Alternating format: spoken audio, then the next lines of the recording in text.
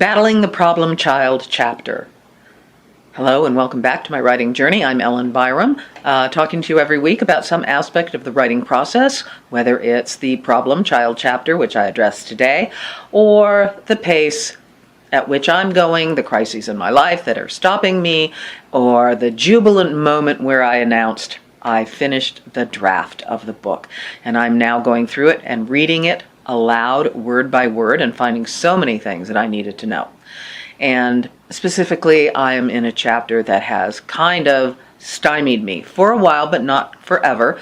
I know this happens in every book, so I know I can get through it, and I will march forward with the plot and the action and the characters and the romance.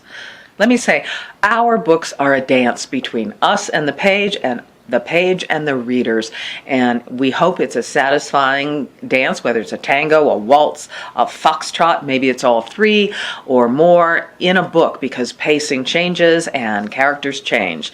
There are times that an action or emotions are thwarted. Other times they are fulfilled. This satisfies the reader and you as a writer, unless you're a torture writer and write horror, so I don't know about that. Maybe you're always thwarting that reader's expectations.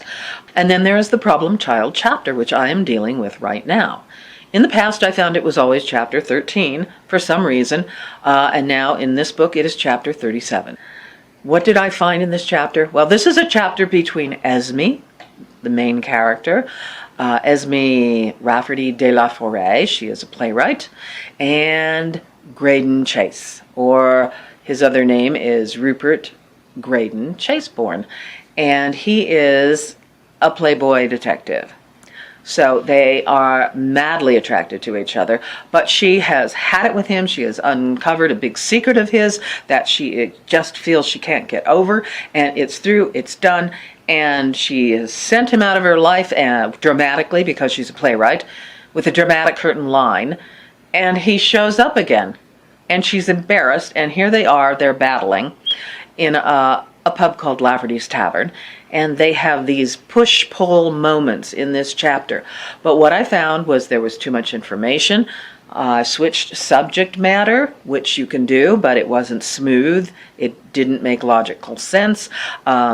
So things were out of order, and some of the information appeared in two different places. It also felt too static to me. So one thing I did was got the characters out of Lafferty's and walking home on a crisp autumn night in New York City. One thing I had to understand is the information is emotionally necessary for the characters. And why? Because this is the romance part. The information is there to remind readers that there is still danger for these two characters, and the mob is in the background. This is 1934. It is post-prohibition. The mob has just sort of gotten out of the bootlegging business because alcohol is now legal. They're looking for other things to do, and they are in the background. They are the danger in this scene, because this is a mystery. And above all, I have to keep it moving. I have to keep the pace going, and it's got to be funny. Overall, these two characters can be funny even when they're serious, which is sort of the heart and soul of comedy, is you believe everything, and you believe it desperately, and you believe it fully and emotionally. So this is the comedy part of this scene. So as I'm solving these problems, I'm going to think of all these things I have to do as I read it aloud, as I give life to these characters. I am going to be battling chapter 37. I think it's almost there. I have to read it a few more times, make sure it is. And I hope I solve these problems of the problem child chapter. So wish me luck, and I'll see you next week. Bye.